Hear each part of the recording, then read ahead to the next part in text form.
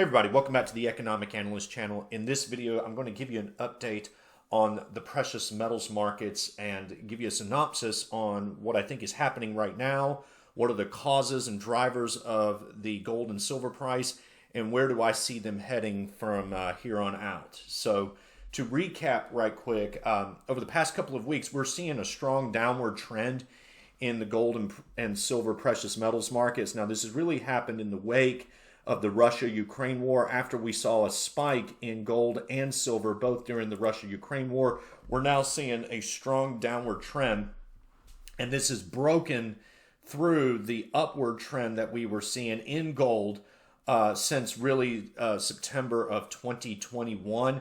And I'll go into a couple of reasons why, but I think that this bump up in gold from Russia and Ukraine was a temporary nature, much like what we're seeing in commodities right now. And now we're seeing more of a reestablishment to a new equilibrium that it was before the war. So the war has pretty much kind of been factored out. So if we were to take a look at the long-term trend here, then the trend here is still slightly upward for gold and silver, or at least for gold. But now the Russia-Ukraine situation has basically been factored out. I don't think this is an establishment of a new downward trend, and we're going to see gold like tumble way below $1,800 an ounce, though that's always a possibility. The thing about technical analysis is that it can only give you an explanation of what is and what's happening and the momentum of things, but it can't really... It can trend out where things are headed, but it can't really give you a forecast. You need to look at the underlying fundamentals that are driving these price movements. Silver, on the other hand, is much more bearish. Silver has been in a downward trend, and you can see this going all the way back to June of 2021 when it peaked at nearly $28 an ounce. And I'll go into a couple of reasons why that is beginning to differ from gold when we get to silver. Looking at the analysis for gold and silver, just to recap, I've created a gold and silver valuation model. I've made a couple of videos out on this, but largely speaking, gold is tracking with its value, okay? So the value of gold is just declining from where it was about 6 months ago. And the major impact driver has been this rising dollar index, okay? So in the past 6 to 9 months, the dollar index has rallied by a whopping 10%, and that's really kind of pressed and kept gold from breaking out and going above $2,000 an ounce. Add to that to rising interest rates from the Federal Reserve, and that's making gold look more expensive compared to bonds. Now, on the other hand, what rising interest rates do is that they deflate the stock market, and I've made videos in the past talking about how I expect that the overvaluation of the stock market should play into gold's hands. But after doing more analysis, it's only on the condition that the stock market starts trading at a discount to its market valuation based off of interest rates, and that's not the case. It's trading at a premium, and that premium is directly I believe is directly feeding in to a lower gold price and a lower silver price. How do I know this? Because when I factor in this premium discount value in the past, it's been remarkably predictive, along with the dollar index and the money supply, on tracking the long-term value price of gold. And so right now what we're seeing is this stagnation going on inside of gold's value, and that's factoring into gold's price. Silver is showing much of the same nature here. It's trading at a higher discount, or a lower discount, I should say, to its value, and the reason why is because the spreads on purchasing silver and selling silver are much higher right now. So if you were to go to a physical precious metals market and buy silver, you're not going to be able to buy it at this $26 an ounce or this $23 an ounce, which is what the market price is. You will pay a high premium above that. You'll probably pay somewhere around $30, $28, $29, but that means that when you average that market price to the premium of what you're buying, you're getting more or less that silver value. So the discount is showing the discoordination between the paper futures markets of precious metals and the physical markets of actual precious metals, especially in regards to silver. in history's times past, during normal, stable environments, you would see the market price and the physical price more or less trade the same, with a slight premium to the physical price and a slight discount to your selling price. But we're no longer seeing that. We're seeing a breakaway between your actual physical markets of what's going on in precious metals and your paper markets right now. When's that going to reconnect? I don't know, but I don't expect it to happen anytime soon. In the wake of supply shortages, higher inflation, and deteriorating economic growth, these instabilities will probably keep physical prices trading at a premium, even while the market prices are depressed underneath the value of precious metals. We're really going to see that in silver. One of the things that's depressing silver has been the stagnating and dropping copper prices. So copper prices are a signal that other commodities are finally peaking, and we'll probably start seeing them dropping. I expect to see that in the coming producer price index reports for all commodities, which I use as a forward indicator for rising price inflation. Eventually, it should feed out into the CPI, where we see peak CPI inflation and start seeing a downturn. And this is probably the beginnings of a significant downturn in the economy that will lead to a full-blown collapse sometime in late 2023, 2024. That will be the onset of the next Great Recession / Great Depression, as I've predicted in previous videos. During that time, and I think it's important to take a look at how gold behaved and silver behaved during that time. During the last collapse, gold and silver had a correction in the physical price, okay? So gold, from its very peak in price, corrected to its low by some 30% from 2007 to 2008. Now, on a quarterly basis, we saw a sharp recovery, and so it was just a mild, on a quarterly basis, correction in gold. Silver was much more pronounced, however, because silver is much more sensitive. On a quarterly basis, silver corrected by some 40 to almost 50% in its price from its peak to its low, and we'll probably see something of that nature transpire this time around. However, since silver is already trading at a discount to its market value, I don't know how much it will actually depress, but this relative depression in the gold and silver price, even slightly below its market value, to me is an indicator of expectations that the economy is going to break down. So looking ahead, investors are discounting that price of gold and silver.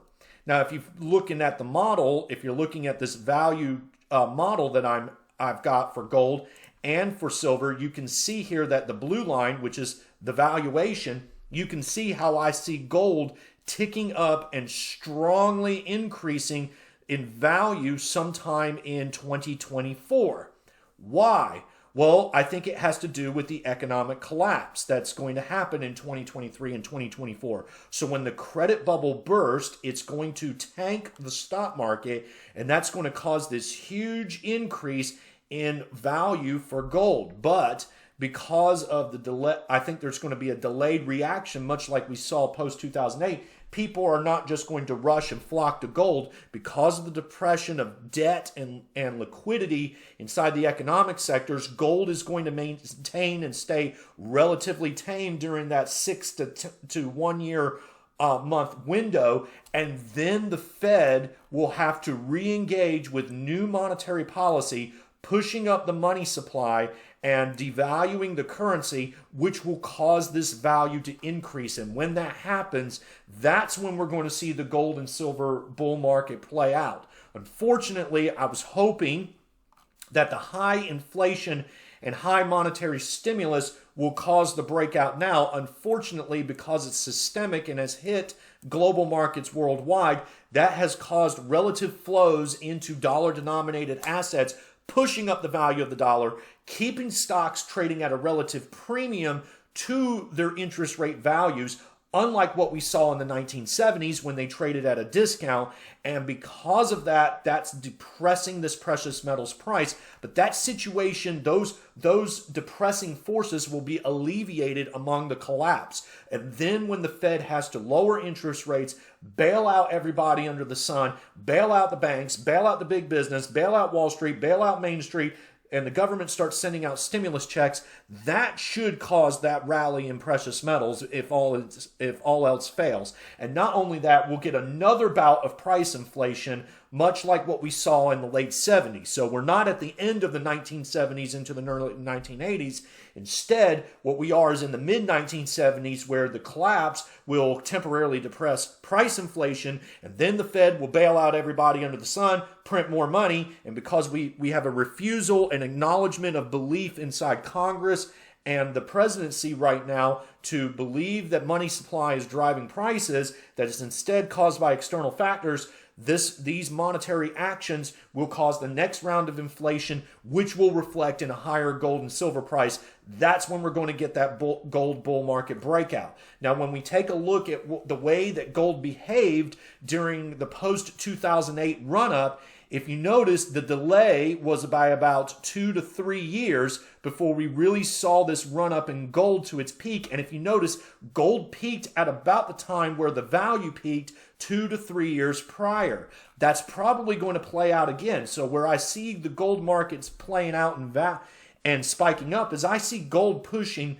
toward $4,000 an ounce, and this will likely manifest in the second half of the 2020s. It's not going to manifest at the point of the collapse in 2024. We're in it for the long haul, and it will probably manifest 2 to 3 years later, sometime in 2027, but sometime in 2025 and 2026, much like we saw in post-2008, we should see this run up in gold, this final increase in price, and the signal that the bull market is yet to begin. So I'm just waiting for these forces to play out. Unfortunately, due to investor psychology, they're going to depress these precious metals prices for the next couple of years. Our window of opportunity has not opened yet, but this is a great moment in time to collect and acquire precious metals till we see this final breakout. Silver is going to behave very similar to gold. We're probably going to see a very strong breakout in the silver price. And hang on one second. Let me trade that value right quick. Yes. Silver will behave very similar to gold, and we'll probably see a stronger breakout in silver, much like what we saw post-2008. So if you look at the silver's valuation model, the value model peaked at $20 an ounce, yet silver on a quarterly basis peaked at $40 an ounce, and at its very peak actually reached $50 an ounce.